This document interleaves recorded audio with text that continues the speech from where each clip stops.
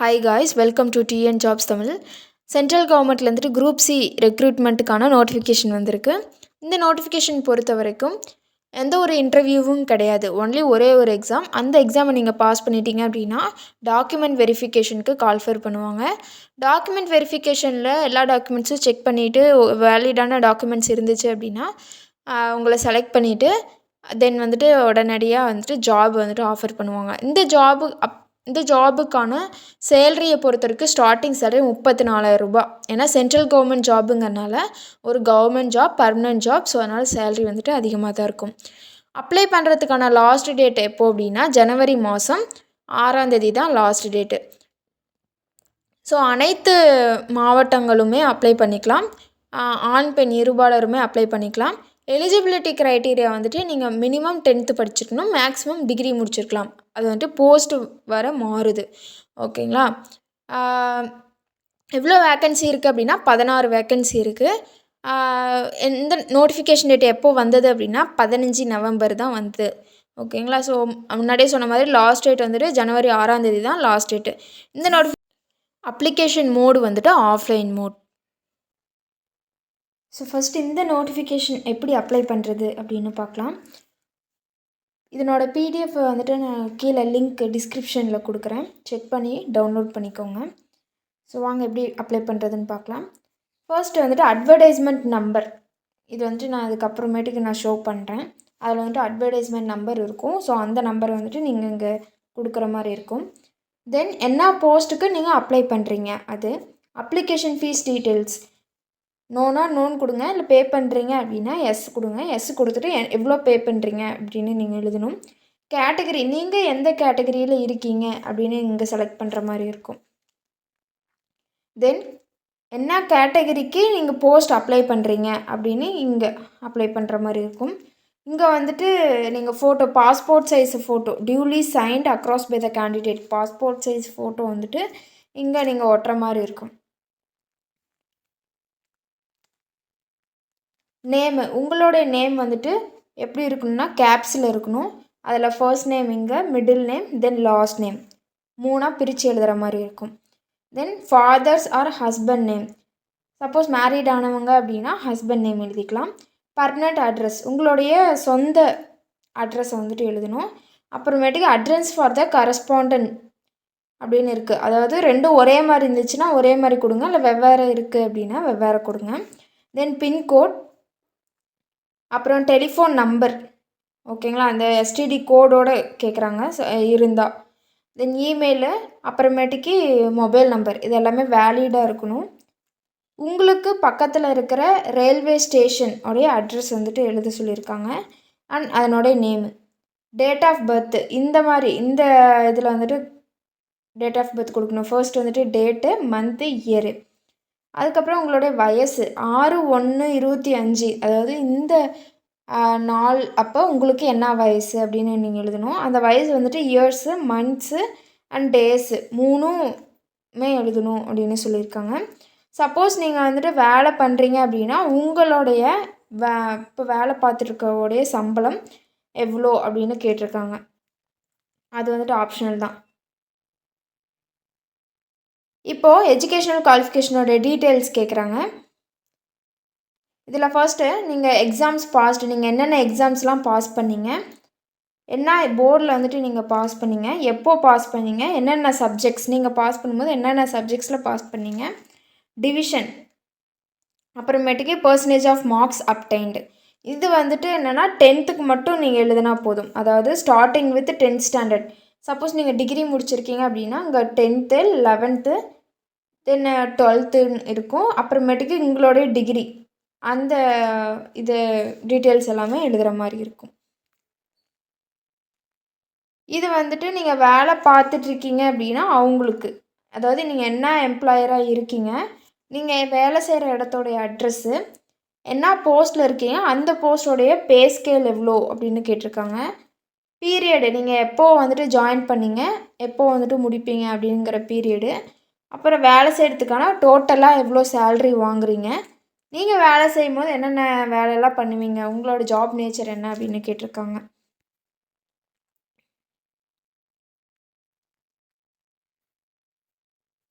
வேறு ஏதாச்சும் relevant information இருந்தால் இங்கே வந்துட்டு நீங்கள் கொடுக்கலாம் அப்படின்னு சொல்லியிருக்காங்க.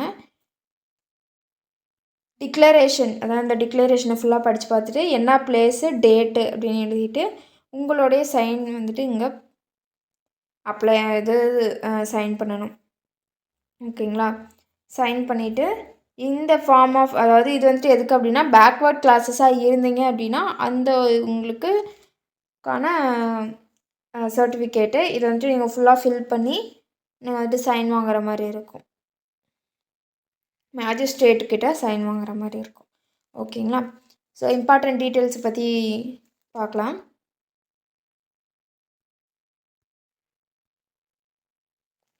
Wild life institute of Tamil Nadu, இதுதான் அந்த wildlife institute of India.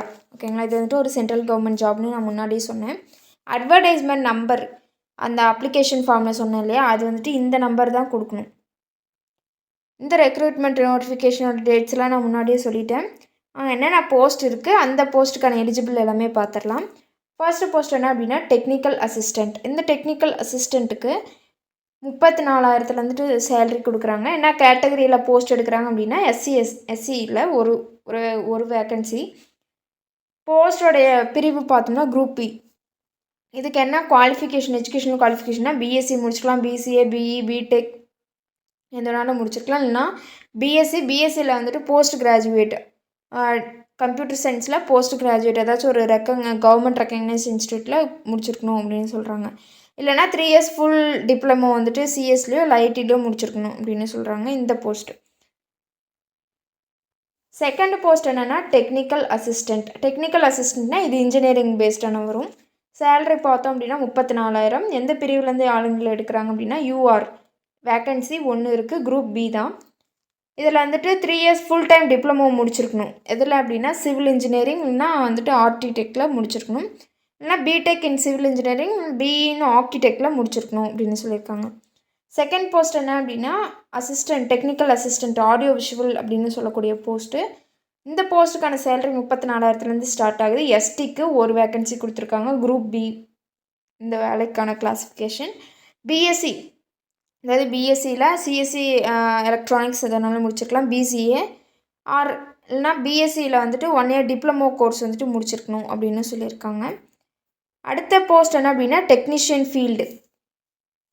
Technician ஃபீல்டுக்கான இது வந்துட்டு 19,000 ஸ்டார்டிங் சேலரி. எஸ்சியில் ஒரு போஸ்ட்டுக்கு வந்துட்டு எடுக்கிறாங்க, குரூப் சி குரூப் கிளாஸிஃபிகேஷனு. 12th முடிச்சிருக்கணும் வித் சயின்ஸ் ஸ்ட்ரீமில் எடுத்து 60% ஆஃப் மார்க்ஸ் வந்துட்டு வச்சுருக்கணும் அப்படின்னு சொல்லியிருக்காங்க. இல்லை அப்படின்னா 1 இயர் டிப்ளமோ, அது 1 இயர் டிப்ளமோ வந்துட்டு சிவில் இன்ஜினியரிங்கில் முடிச்சிருக்கணும் அப்படின்னு சொல்லியிருக்காங்க. Next junior stenographer. அந்த ஜூனியர் ஸ்டெனோகிராஃபருக்கான சேலரி வந்துட்டு 25,000 ஸ்டார்டிங் சேலரி. இதில் 2 கேட்டகரிக்கு 2 வேக்கன்சி கொடுத்துருக்காங்க. என்னென்னா யூஆர், ஓபிசி அப்படின்னு 2 கேட்டகரிக்கு 2 வேக்கன்சி கொடுத்துருக்காங்க. குரூப் சி போஸ்ட்டு ஒன்று 12th முடிச்சிருக்கணும் அப்படின்னு சொல்லியிருக்காங்க. அப்புறமேட்டுக்கு டைப் ரைட்டிங்கில் ஷார்ட் ஹேண்டில் பார்த்தோம் அப்படின்னா 80 வேர்ட்ஸ் வந்துட்டு பர் மினிட்டுக்கு டைப் பண்ணுற மாதிரி இருக்கணும். இல்லைனா 40/35 வேர்ட்ஸு பர் மினிட்டுக்கு நீங்கள் டைப் பண்ணுற மாதிரி இருக்கணும். இங்கிலீஷில் இல்லைனா ஹிந்தி எது வேணாலும் ஓகே அப்படின்னு சொல்லியிருக்காங்க. நெக்ஸ்ட்டு கிரேட் அசிஸ்டண்ட்டு 3க்கு பார்த்தோம் அப்படின்னா அதுக்கான சேலரி 19,000 ஸ்டார்டிங் சேலரி. எஸ்டிக்கு ஒரு வேக்கன்சி அலாட் பண்ணியிருக்காங்க, குரூப் சியோட போஸ்ட்டு தான். நீங்கள் வந்துட்டு 12th முடிச்சிருந்தாவே போதும். டைப்பிங் ஸ்பீட் எவ்வளோ இருக்கணும் அப்படின்னா 35/30 வாட்ஸ் பர் மினிட். டைப்பிங் முடித்தவங்களுக்கு இது தெரியும். ஒன்று இங்கிலீஷு இல்லைனா ஹிந்தியில் ஏதாவது ஒன்று முடிச்சிருக்கணும் அப்படின்னு சொல்லியிருக்காங்க. Next driver. இந்த டிரைவர் வந்துட்டு ஆர்டினரி கிரேட் மூலிமா போஸ்ட் எடுக்கிறாங்க. Salary 19,000 starting salary. எஸ்டியில் ஒரு வேக்கன்சிக்கு போஸ்ட்டு. குரூப் சி கிளாஸிஃபிகேஷனானது நீங்கள் 10th முடிச்சிருந்தாவே போதும். அதுக்கப்புறமேட்டு வேறு என்ன சொல்லியிருக்காங்க அப்படின்னா வேலிடான ஒரு டிரைவிங் லைசன்ஸ் வந்துட்டு வச்சுருக்கணும் அப்படின்னு சொல்லியிருக்காங்க. நெக்ஸ்ட்டு குக்குக்கு வந்துட்டு 19,000 ரூபாய் ஸ்டார்டிங் சேலரி. 3 பிரிவினர்லேருந்து ஆளுங்களை எடுக்கிறாங்க, ஓபிசி, எஸ்சி, எஸ்டி அப்படின்னு. குரூப் சி போஸ்ட்டு தான். நீங்கள் வந்துட்டு குக்கரியில் வந்துட்டு ஏதாச்சும் டிப்ளமோவோ இல்லை எனி ஹை ஸ்கூலில் வந்துட்டு எனி டிகிரியோ முடிச்சிருக்கணும் அப்படின்னு சொல்லியிருக்காங்க. Lab attendant next post lab attendant, அதுக்கான சேலரி 18,000 ஸ்டார்டிங் சேலரி.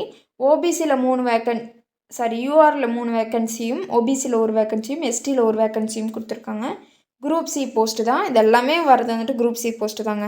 ஓகேங்களா, நீங்கள் 12th முடிச்சிருந்தாவே போதும் வித் 60% ஆஃப் மார்க்ஸ். இதுனா சயின்ஸ் ஸ்ட்ரீமு. அப்படி இல்லை அப்படின்னா நீங்கள் 10th முடிச்சிருக்கலாம். 10th முடிச்சு வித் 60% ஆஃப் மார்க்ஸ் வந்துட்டு நீங்கள் வாங்குற மாதிரி இருக்கும். ஓகேங்களா, ஸோ இதுதான் வந்துட்டு என்னோடய போஸ்ட்டு. நான் ஏஜ் லிமிட் எல்லாமே சொல்லிட்டேன். அப்ளை பண்ணுறது வந்துட்டு ஆஃப்லைன் மோட் அப்ளிகேஷன் தான். ஸோ தட் நான் லிங்க் வந்துட்டு டிஸ்கிரிப்ஷனில் கொடுக்குறேன், வேணும்னா டவுன்லோட் பண்ணிக்கோங்க. ஃபீஸு பொறுத்த அளவில் எஸ்சி எஸ்டி உமன் கேண்டிடேட்டாக இருந்தீங்க அப்படின்னா அவங்களுக்கு வந்துட்டு நோ ஃபீஸு. அதர்ஸ் வந்துட்டு இருந்தீங்க அப்படின்னா அவங்களுக்கு வந்துட்டு 700 வந்துட்டு சொல்லியிருக்காங்க. இது வந்துட்டு நான் முன்னாடியே சொல்லியிருந்தேன் இல்லையா, எக்ஸாம் மட்டும் எழுதினா போதும், அப்புறம் டைரெக்டாக டாக்குமெண்ட் வெரிஃபிகேஷன், தென் அதுக்கப்புறம் வேலை அப்படின்ட்டு. அந்த எக்ஸாம் பற்றி ஒரு சின்ன டீட்டெயிலில் நான் சொல்லிடுறேன். காமனாக எக்ஸாமில் வந்துட்டு எப்படி கேட்பாங்க, என்னென்ன டாபிக்ஸ் எல்லாமே கேட்பாங்க அப்படின்னா, ஜென்ரல் அவேர்னஸ்ஸு, அப்புறம் ரீசனிங் எபிலிட்டி, மேக்ஸு, அப்புறம் லாங்குவேஜ். இங்கிலீஷாக இருந்தீங்க அப்படின்னா இங்கிலீஷு, இல்லை ஹிந்தியாக இருக்கீங்க அப்படின்னா ஹிந்தி. எது தெரிஞ்சிருக்கோ அதை வந்துட்டு நீங்கள் கொடுத்துக்கலாம். ஓகேங்களா, அது வந்துட்டு பார்த்தோம் அப்படின்னா 3 மணி நேரம். அந்த 3 மணி நேரத்துக்கு எவ்வளோ marks, maximum marks 200 marks. Paper 2ல் பார்த்தோம் அப்படின்னா நீங்கள் எந்த லாங்குவேஜை சூஸ் பண்ணுறீங்களோ அந்த லாங்குவேஜுக்கு வந்துட்டு நீங்கள் எஸ்ஏ எழுதுகிற மாதிரி இருக்கும். அந்த எஸ்ஏ எழுதுறதுக்கான நேரம் 1 hour, அதுக்கான மார்க் வந்துட்டு 50 மார்க்கு. ஓகேங்களா, ஸோ இதெல்லாமே போஸ்ட் வைஸான கேட்குற எக்ஸாம்ஸ்.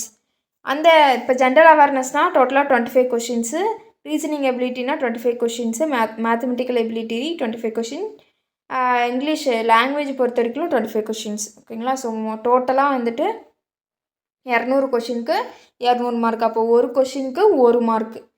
ஓகேங்களா, ஸோ இது வந்துட்டு எல்லா போஸ்ட்டுக்குமே அப்ளிகபிள் ஆகும். டயர் 2 மட்டும் கொஞ்சம் வேரி ஆகும். பிடிஎஃப் வந்துட்டு ஃபுல்லாக கோத்ரூ பண்ணிக்கோங்க.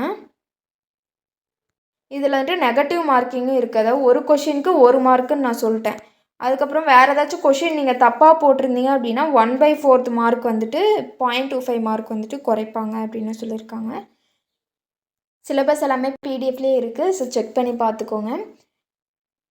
டிஎன் ஜாப்ஸ் தமிழ் சேனல் பிடிச்சிருந்தா லைக் பண்ணுங்கள், ஷேர் பண்ணுங்கள், சப்ஸ்கிரைப் பண்ணுங்கள். தேங்க்யூ.